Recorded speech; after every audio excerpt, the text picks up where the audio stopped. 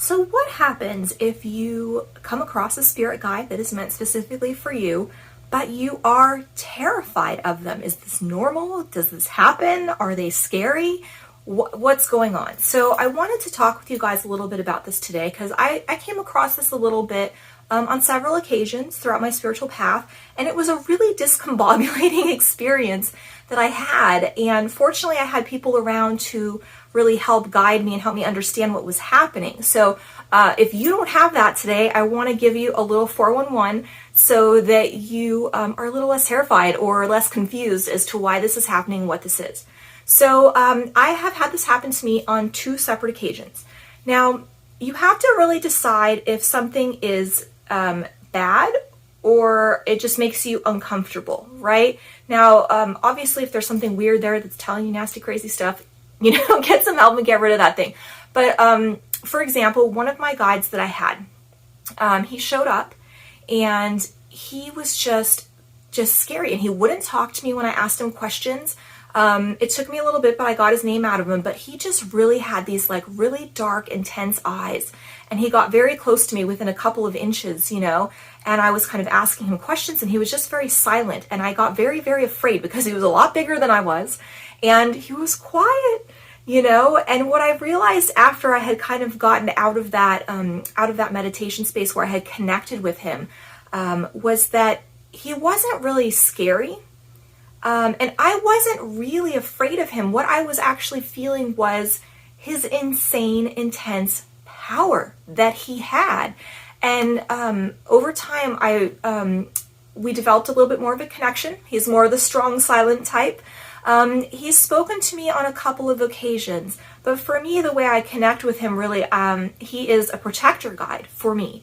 And because of the work I do is very heavy, I need somebody that can kick some ass, really, truly. And so he's the guy. And he is like that, not because he's scary and he's going to go mess you up, but because he has the power and strength that I need for him to take care of me. And so for that reason, that's why I was getting that sort of connection with him. So if you are having an instance where this is happening, do a little more research, kind of try to connect a couple of times, and really check in with yourself and see if you are actually afraid or if this is just a really intense energy that is coming into your space, because sometimes that can be the case. Now, when we connect, now that I kind of have figured out what he does for me, and he does appear in kind of like a semi-warrior kind of I guess appearance, attire, things like that. So that's, that's something I was able to kind of easily pick up as well. I say, hey, I'm having this problem with XYZ. I need you to help me. And immediately he will go and do that. And sometimes he'll disappear, like he'll be out of my energetic space, because sometimes he's going to that problem area or to that problem individual and is buffering that or helping protect me in whatever way it is that I need. I don't question the details. He knows what he's doing. He does an excellent job. So I don't have to worry about it. So that could be something that could happen too. Another experience that I have is I work with, I do have a couple angels I work with. They're not my main things that I do, but I do have some.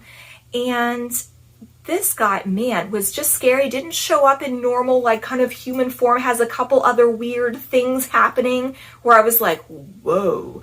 And it was kind of the same energy coming off of him too. That like kind of that fear/power kind of situation. And so because I had already come across this before, I kind of had a little bit of an idea. But when you come across a being that is this intense too, you always want to make sure that you are very respectful, right? That you always have a particular reverence for that energy. Because it's not just something where you can be like, oh, do this, do that, blah, whatever, hey, thank you. Especially if it's something that you are energetically calling in, that's something that you work with that might not be a particular guide that's set specifically for you, right? Don't overdo it.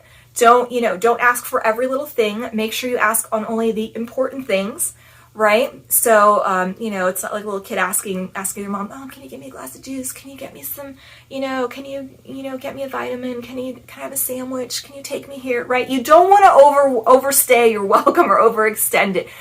Do what you can, do your own work, but when you need help, know who you can ask for things. And, don't be afraid. I think when people first come into the spiritual community, you don't really know a lot of things. You don't have a lot of experience with stuff. So sometimes things are like, holy crap, what is that, right? So if you're having a particular experience like this could be what's happening.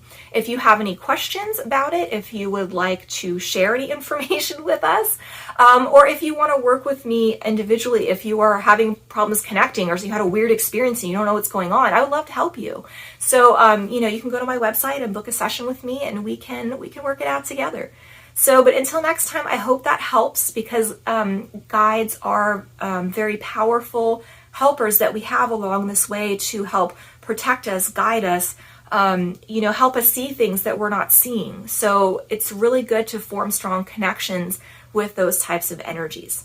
So thank you guys so much for watching. Hope that was all helpful, and I hope you have an absolutely beautiful day.